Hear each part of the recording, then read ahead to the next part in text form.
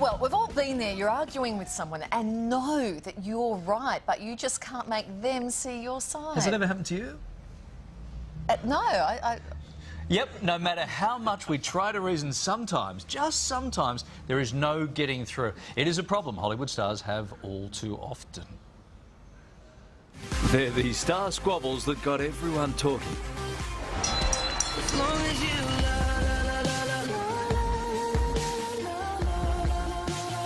me. A-list actor Orlando Bloom and Justin Bieber got into a wrangle over a gal. The two butted heads after rumours Orlando's ex, Miranda Kerr, cheated on him with the pop star.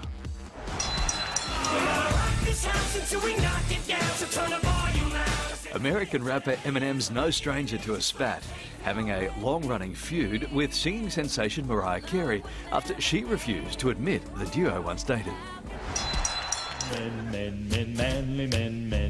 Former Two and a Half Men star Charlie Sheen got into a highly publicised fight with the show's boss, Chuck Lorre, over the direction of the sitcom. You picked a fight with a warlock, you little worm. So, how did Chuck respond? Well, he fired Charlie from the show. Someday you will ache like I ache. But Hollywood's worst feud may be between Courtney Love and Dave Grohl, the Nirvana bandmate of her late husband Kurt Cobain. The two fought for over 20 years about the group's finances and song rights.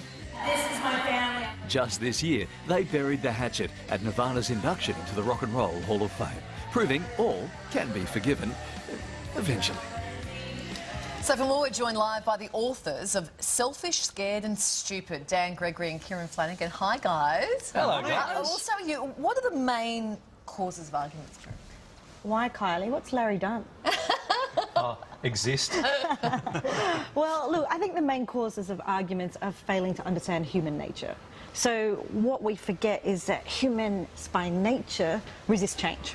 We hate change, and when we're arguing with someone, we're asking them to change their point of view or change their opinion. Whoever said a change is as good as a holiday clearly never tried to swap out holidays for change in their employment package. Right. We want the holiday, right? Okay. Yeah. Dan, now when we know a fight's coming, we can feel the tide turning. What do we do? Well, I think what we need to be conscious of is that at that point our survival brain takes over.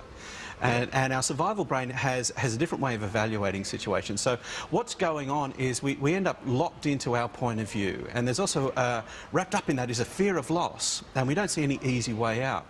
And when we're in that survival point of view, we actually become really territorial. There was a great study that was done in the American Journal of Psychology.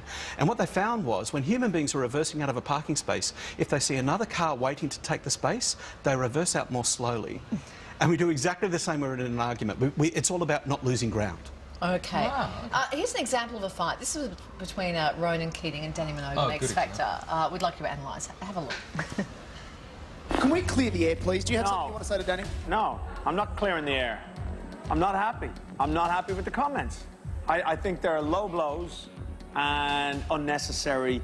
You know, all the contestants are working really hard, and I think some of those comments were not needed and not necessary, and that's how I feel.